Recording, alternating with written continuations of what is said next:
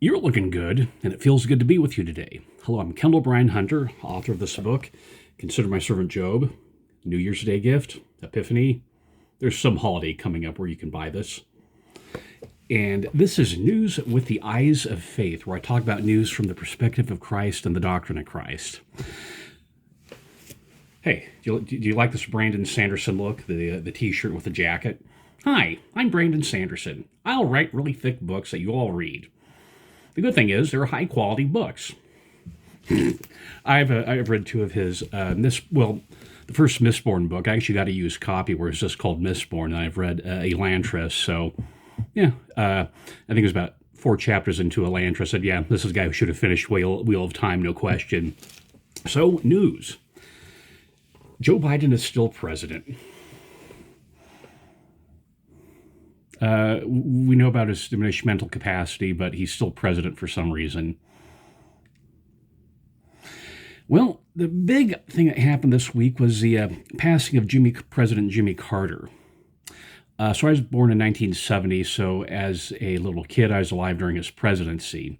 So I'm talking from someone who was alive and from personal experience, not watching a mishmash of TikTok videos. So I'm respectful of his service service in the service. He was a submariner. He's respectful of his service as governor and as president. And as you've been reading the eulogies, they've talked about how compassionate he was. True, he was a good human being. He's a good humanitarian. He's a good Christian.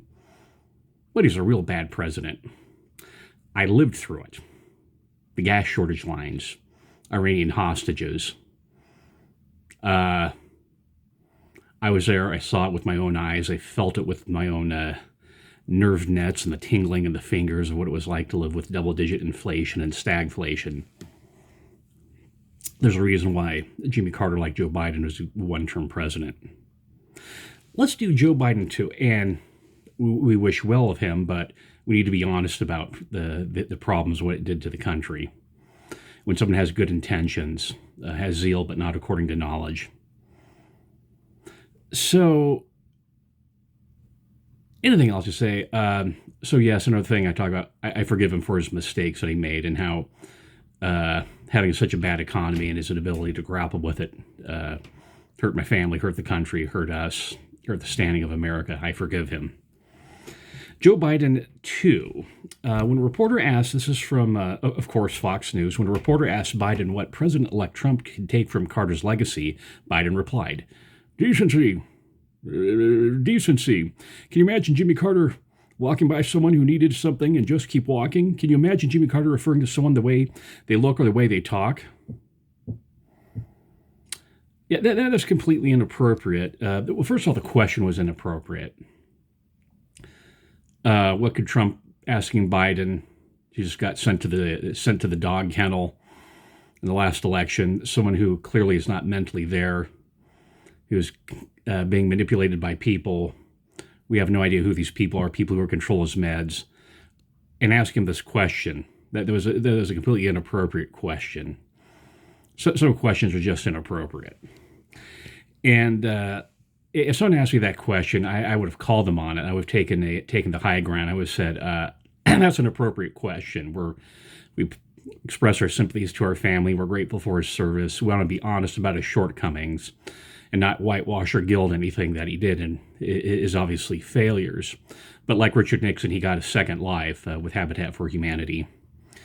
Biden took the low road and he just degraded Trump. You want to talk about someone he's just talking to? How about Nancy the Ripper? You remember the State of the Union? Rip. Everyone's hands are a little bit dirty in this matter, and let's always turn to Christ to find a way out. Blip news. Puerto Rico has the power outage. New Orleans, tragedy and crime. Las Vegas Trump Hotel. The exploding Tesla. A second terrorist attack. They're developing stories, and this is one of the reasons why I do a week thing. We do it day by day. It's just there's developing stories. It's the smoke and fog of war. We can't see through the clouds clearly. Information is coming in and being revised, and so I just don't want to comment on it. It's just a developing story, and so all the information is going to be crazy. But what insights from the scriptures do we learn about this? Remember what President Benson said, and this is echoed by Elder David A. Bednar in the last conference. Quote, Ezra Taft Benson, "If they saw our day and chose those things which would be of greatest worth to us, is not that how we should study the Book of Mormon? We should constantly ask ourselves, why did the Lord inspire Mormon or Moroni or Alma to include that in the records? What lesson can I learn from that learn from that to help me live in this day and age?" And there is example after example of how that question will be answered. For example, in the Book of Mormon, we find a pattern for the preparing for the second coming. President Nelson talked about that. You want to know how to prepare for the second coming? Book of Mormon. Yeah, I sure got a little wound there. A major portion of the book centers on the few decades just prior to Christ's coming to America. By careful study of that time period, we can determine why some were destroyed and the terrible judgments that preceded his coming, and what brought others to stand at the temple in the land of Bountiful and thrust their hands into the wounds of his hands and feet. So the Book of Mormon is a pattern. And so what does this pattern have to say? Well, for example, the Book of Mormon, there's three, count them, three disputed elections. With Amlici, then you have the Kingmen, and then you have the chapter 1 of the Book of Helaman. Political assassinations. You belong to the party of John F. Kennedy. You be speaking out about what happened to President Trump if you belong to the party of John F. Kennedy. Now here's something else, is that these two terrorist attacks happened on January 1st.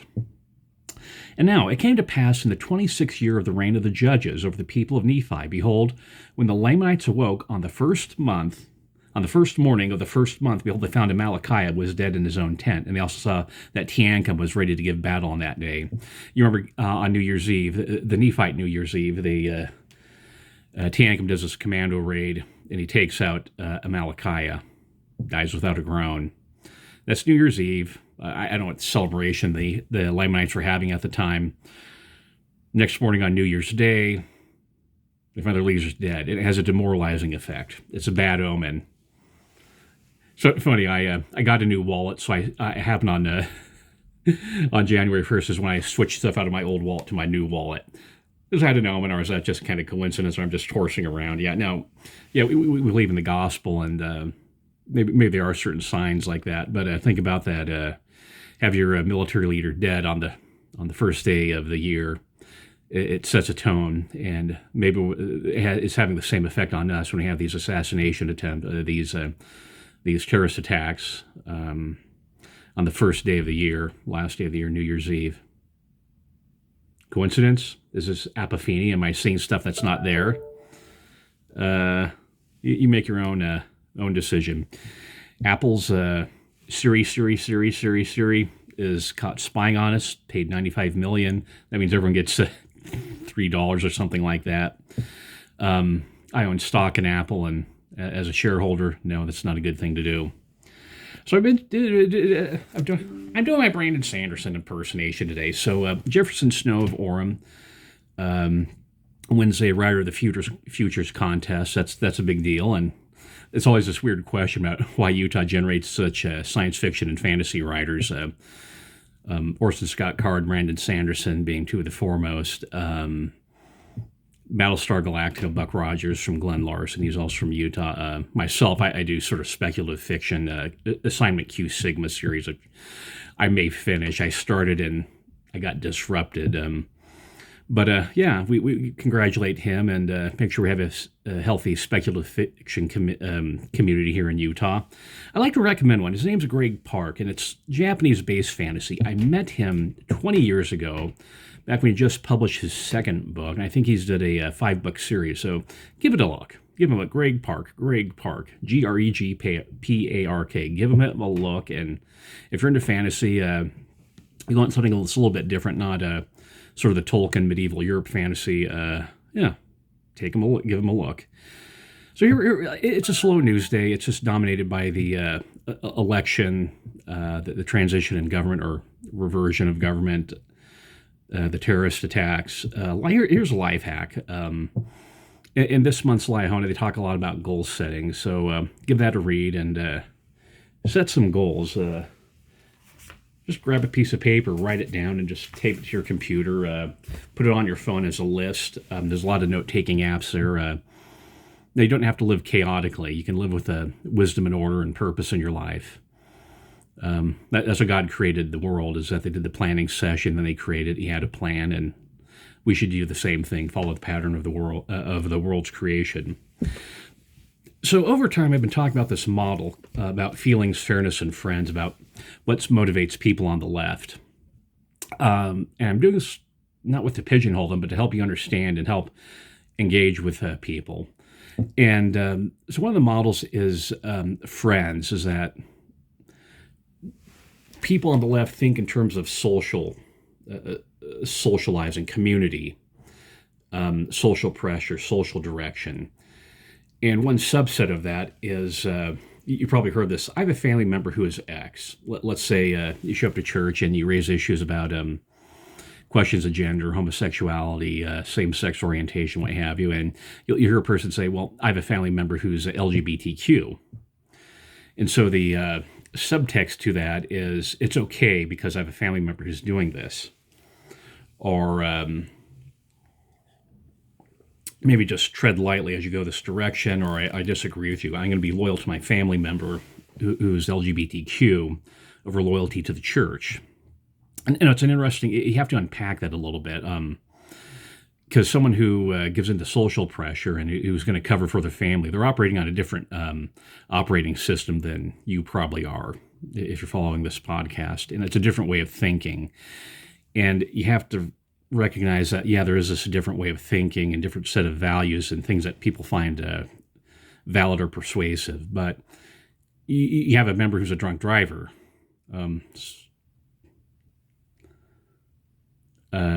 Does that work?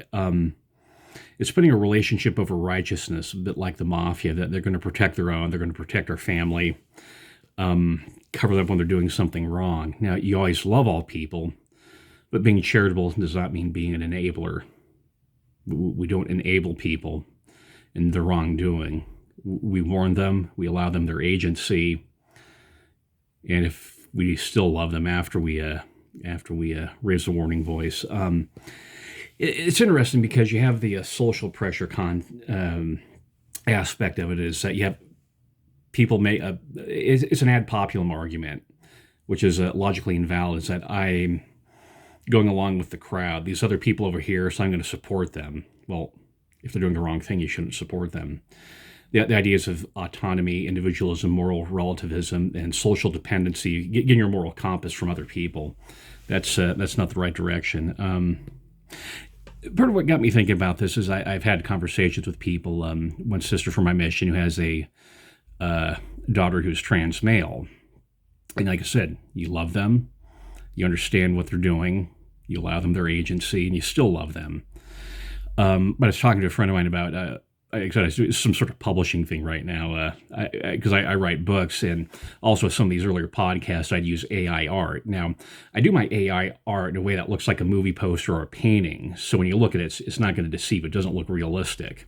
If you go back to some of the earlier ones with my Come Follow Me, when you look at it, you're not going to be deceived. You realize, okay, this is a work of art, and I intentionally do that just so as not to be deceptive.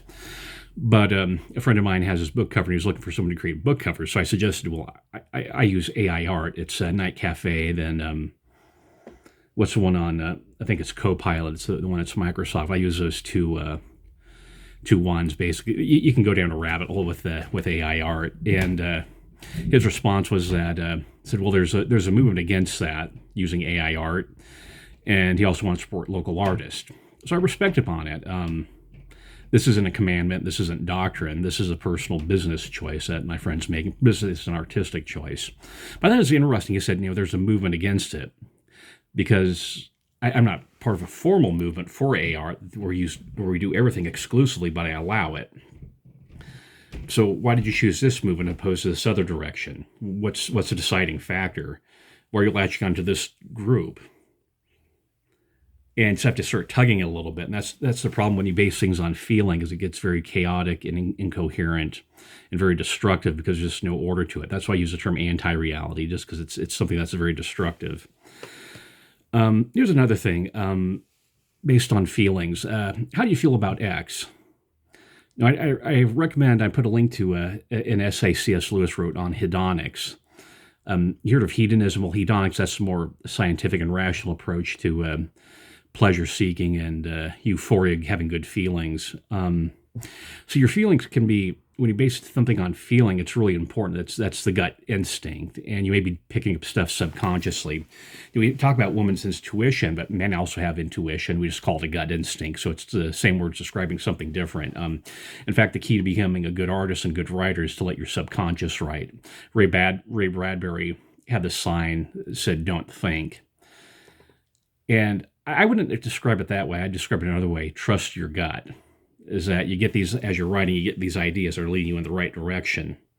And it can be helpful with intuiting things. And like when you read fantasy, like Conan the Barbarian, think about Conan's ethical system.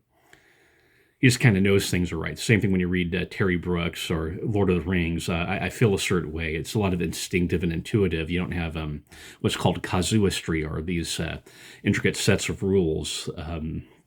I think in Judaism it's called pilpul, where you have this very nitpicking discussions about the law of Moses. And like I said, the other word for that is casuistry, where you start fine-tuning these rules, which sometimes happens in the church, or really, if you've served a mission, you probably engaged in casuistry, trying to splice all the mission rules.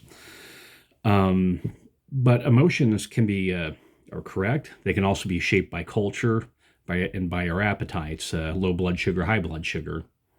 That can affect things. Your temperament can affect your feelings. I had a companion who had a very short fuse, and it was very hard to work with him. Very sometimes competitive with people, and it was tricky for me because I spent half my mission as a junior companion, so I did not have a lot of experience with leadership. But I'm also puzzled by something. It's like, okay, you know something is wrong. Why are you doing it? It's the same thing with companions with a short fuse. Our moods change, so do our ethics change. You're feeling angry at someone, so you shriek at them, but you realize it was the wrong thing to do. There are certain limits to emotion. That's why John Donne, the poet, used this expression, reason your viceroy in us. That is God's viceroy, is the word he used. Now, here's the last thing about this model, is that people on the political left and political right process language differently. This is why when you talk to someone, you just don't get anywhere. Because if people's basing things on social pressure, social cues, or if they're basing it on their emotions, you can talk all you want. They won't change their opinion unless you get a large group of people socially pressuring them. And you saw this with the election. Trump won the popular vote, won the Electoral College. He's had this problem with Republicans winning the Electoral College, but not the popular vote, and Democrats getting the popular vote. So Trump got both. So it's clearly a legitimate. It's a legitimate election and a mandate. But that's really having a hard time. So let me get back to this. So people process things on their emotion and social pressure. And first of all, I'm linking an article to Smithsonian Magazine and their MRI scans, which got me thinking about this. Actually, I read it on another source. I think it was American Thinker first pointed me to this, but it really gives you pause if people on the left or right, their brains operating differently. Raises the question, which brain is processing reality better? Have you ever had a conversation with a person, and the person remembers you had a conversation, but they can't remember what they said or agreed to? They can remember the form, but not the content. Yeah, that's processing language differently. Social experiences of chatting versus a meeting of the mind.